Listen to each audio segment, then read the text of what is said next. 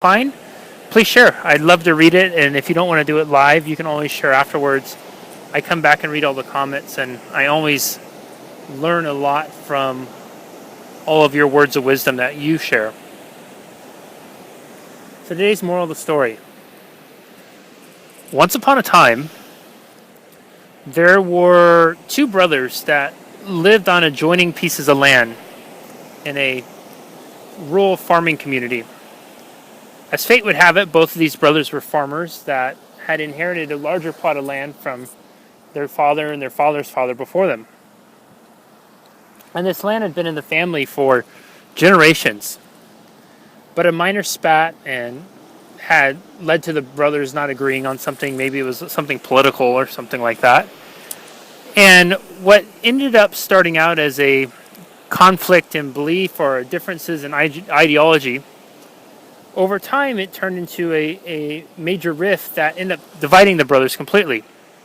So much so that for generations, the people who shared the land had worked together, shared equipment, shared seeds, shared irrigation and whatnot to make sure the land was successful and everyone's crops were plentiful. But the brothers ceased all that. And this rift went on and spiraled out of control and came to the point where 5 years passed, 10 years passed. Eventually, over 40 years passed with the brothers neither speaking to one another nor talking. All the while, the land suffered. The crops didn't ever reach their abundance that they once had. And the local community who relied on the land and the crops that came from it to survive began to feel the strain of the brothers' rift. One day, as fate would have it, a carpenter happened to be passing through town and knocked on the door of one of the brothers. The brother opened up the door and he saw this guy standing there with his toolbox and his dirty overalls and said hello. And the carpenter replied and said, "Hi, my name's John. And I'm just passing through town and, well, I was wondering if you had any work I could do for the next couple days. I'm pretty handy with the tools and I can build and fix just about anything." And the farmer looked him up and down and said, "Yeah, John, you know what? I got some work for you." And he said, "Come with me." So he walks John over to the side of the house and he points over towards his brother's property and he says, "You see that?" Pointing at this creek that was running through them. He said, "That used to be a big open field, but my brother bulldozed it 2 winters ago to make it a creek. And so now there's a river that stands between our property." He said, "What I want you to do, John, is I want you to build a fence. I want you to build a fence between us so that I never have to see his house or his property again." And John looked up and down at the situation. He nodded to the farmer and he said, "I think I understand what needs to be done here." He said, "I'm going to need some supplies." The farmer says, "No worries, I'll help you get them." So the farmer and John hop in the truck and they roll into town and they spend time walking through the hardware store, picking up all the supplies, the nails, the lumber, the shovels to dig the holes with, and so on and so forth. The farmer and John come back, and the farmer asks John if you got everything you need, and John says, "Yes, sir, I'm going to get right on it." The farmer says, "Well, okay, then I'll leave you be." And the farmer steps away, and John sets to work, and he spends all day in the hot sun, digging holes and hammering nails and putting pieces of wood together, and there's all sorts of commotion as he works nonstop.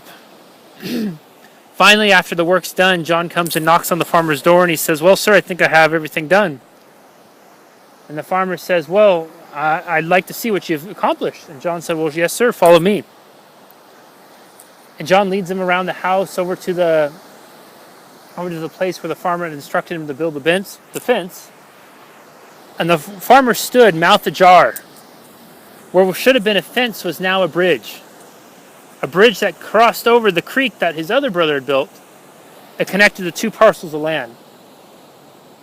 What was even more shocking was the other brother on the other side of the creek, who happened to be the younger one, could be seen strolling across the bridge. And so as the farmer walked over the bridge to meet his younger brother, a man he hadn't spoken to in close to 40 years, his younger brother greeted him. with his hand outstretched, saying hello.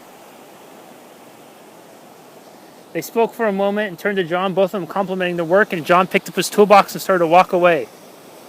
Both brothers immediately said, No, wait. We have more work that you can do here.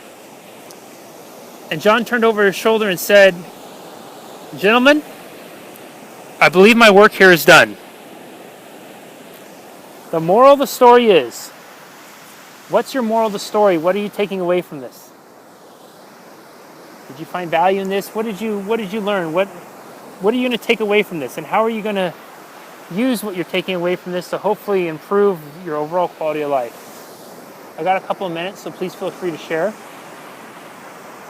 What's your moral of the story that you're taking away today?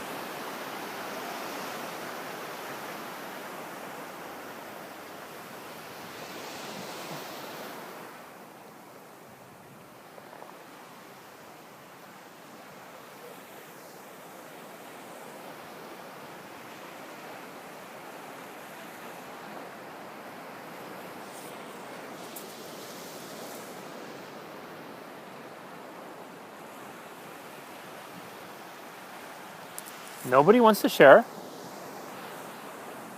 The moral of the story is sometimes it takes a stranger to see. Thanks, Jesse. Beautiful story. Moral of the story is it's never too late to forgive and let go. I like that one. What else? What are your morals of the story? What are you taking away from this?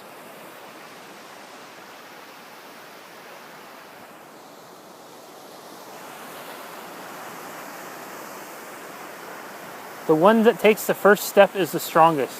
I like that. The one that takes the first step is the strongest. The moral of the story is bridging the gap between differences is all it takes to mend the hurt. I like that.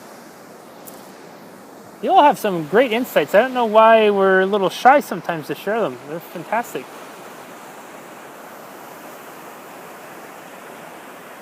Well, I won't keep you all. Hopefully some of you will feel inclined to share after we hang up here, but I hope you found value in the story.